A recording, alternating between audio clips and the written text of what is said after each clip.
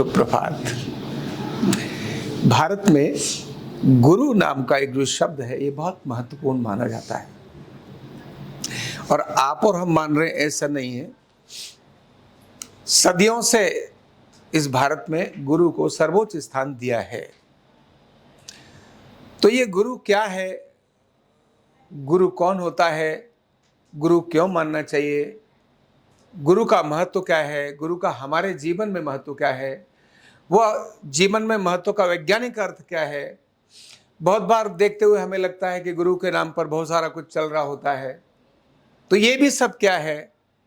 ऐसे अनेक सारे विषयों पर मैं अभी आने वाले दिनों में आपको गुरु से संबंधित विषय पर कुछ अपनी जानकारियां दूंगा।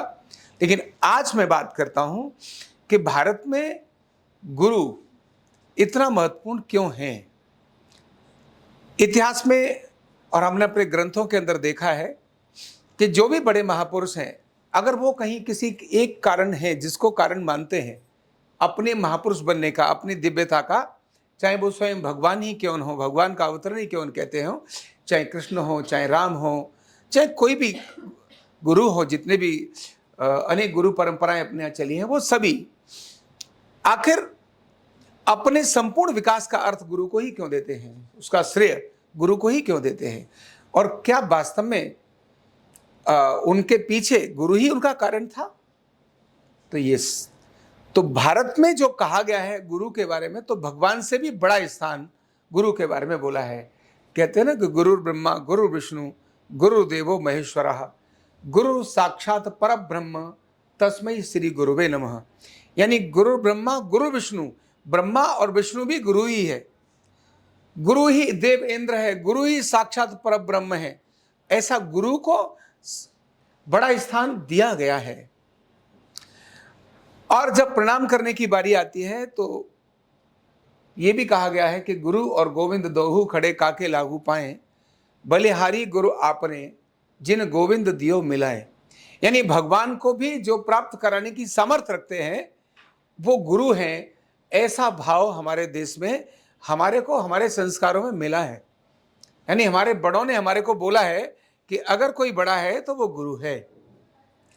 तो ये गुरु आखिर ऐसा क्यों कह दिया गया, तो हमें अनुभव से देखने को मिलता है कि कोई भी सामान्य सा व्यक्ति, चाहे वो राजा का ही बेटा क्यों न हो या एक सामान्य व्यक्ति हो, उसके अंदर संपूर्ण अगर डेवलपमेंट, कंप्लीट डेवलपमेंट जिसको बोलते हैं, संपूर्ण विकास की पावर जिसके पास होती है तो वो गुरु के पास होती है। और वो गुरु के पास क्यों होती है? क्योंकि हमारे ही पूर्वजों ने एक परंपरा डाल दी कि गुरु मतलब आपका सब कुछ है, इसके लिए आपको समर्पित होना है। और जब भी हम कहीं समर्पित हो जाते हैं तो समर्पित होते ही हमारा जो इंटरनल सिस्टम है, सबकॉन्शियस माइंड है, जो हमारी अंतर चेतना है, वो अंतर चेतना उसको एक्सेप्ट करती है। फिर जैसे जैसे संदेश आते हैं वैसा वो फॉलो करती है और वो अंतर चेतना स्ट्रांग होती चली जाती है। लेकिन भारत की परंपरा में जो गुरु व्यवस्थाएं हैं, वो गुरु व्यवस्थाएं, गुरु मतलब कौन, बहुत स्पेसिफिक गुरु के बारे में कहा गया है, बहुत स्पेसिफिक गुरु के बारे में कहा गया है। यानी वो गुरु कोई व्यक्ति भी हो सकता है, गुरु कोई वस्तु भी हो सकती है, कोई भी जीव हो सकता है। यानी ज्ञान लेने के लिए, सीखने के लिए एक किसी को भी जिससे ज्ञान लिया उसको गुरु मान लिया, ऐसी प्रक्रिया और ऐसी परंपरा भी हमारे देश की चलती रही है। लेकिन जिनके अंदर श्रेष्ठ उदाहरण जिनमें से मिलते हैं, किन्हीं को भी ले लीजिए, चाहे स्वामी विवेकानंद को ले लीजिए, चाहे स्वामी श्रद्धानंद जी को ले लीजिए, उनके गुरु विरजानंद जी थे। वो तो देख भी नहीं सकते थे, सुन भी नहीं सकते, देख भी नहीं सकते थे। तो ऐसी अवस्था में भी उनको उन्होंने गुरु मान लिया। यानी गुरु की कोई पर्टिकुलर काया निश्चित नहीं की। अष्टावक्र को जनक जी ने गुरु मान लिया। जनक को विदेह बोलते थे। यानी विदेह मतलब व्यक्ति सब काम खा रहा है लेकिन खा नहीं रहा, बोल रहा है लेकिन बोल नहीं रहा, पैसा बटोर रहा है लेकिन पैसा ले नहीं रहा, मतलब जो किसी से भी लिप्त न हो, उसको कहते हैं विदेह। देह के साथ भी, देह में ना रहने वाला व्यक्ति भी विदेह, सब काम कर रहा है लेकिन फिर भी वो नहीं कर रहा है, उसको विदेह बोलते हैं। उनको भी, उनके भी गुरु कौन? जो 8 जगह से टेढ़े, अष्टावक्र, जो 8 जगह से टेढ़े, वक्र मतलब तिरछे हैं, ऐसे टेढ़े। यानी गुरु की किसी कोई शक्ल स्थापित की गई ऐसा नहीं है। गुरु एक भाव के स्थान पर रखा, एक भावना, गुरु का स्थान एक भावना के रूप में रखा। और गुरु के साथ जुड़ता है शिष्य। शिष्य के लिए भी एक शिष्यत्व, एक भावना की प्रस्तुति ही की कि शिष्य यानी क्या और गुरु एक क्या। ये दोनों अद्भुत चीजें हैं। जैसे हम देखते हैं कि बादल अनेक सारे आसमान में घूमते रहते हैं, बादल तो अनेक सारे घूमते रहते हैं, लेकिन बरसात हर बादल नहीं करता।